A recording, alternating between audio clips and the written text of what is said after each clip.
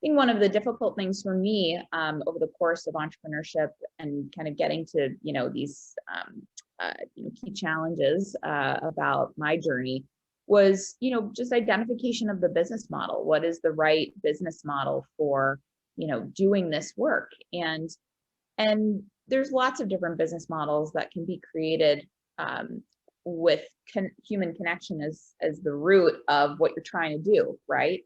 But for us over the years, it's definitely been trying on different models for size, I'll call it, to see, what really supports a team that can continue to do this work, because we know this work needs to be done. But how do we get compensated based on, relationship development and connections at the core of our offering. And so that's where, I think it's been, I'll say less fun. Creating new products, creating new programming, creating all these things is really fun. But, being really connected to, well, how do you make money from it? Is this complementary to the other things that you're doing?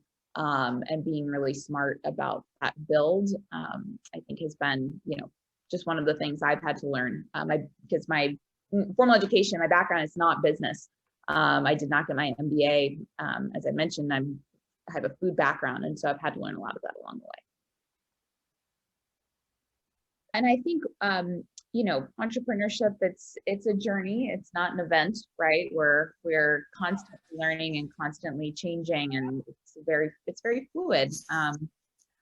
Over the years, I think that for Branchfood, we've, developed and continued to sort of connect with our customers, right? It's like knowing your customer and kind of building for them. And oftentimes that first idea is the first point of entry, but once you get to know this person and what they're doing and, their habits and, why they use your product, there's so much more opportunity to continue building on that, one thing that they've latched onto, that one product that you've built, but, what more do they need and what more do they need? And so over the years, that's been a really big focus of ours at Branchfood. It's, what do food entrepreneurs need? They're coming to market. They need help. They need support. They need mentorship. They need education. They need space. They need capital. They need all these things to support their business ventures and realize their ideas. And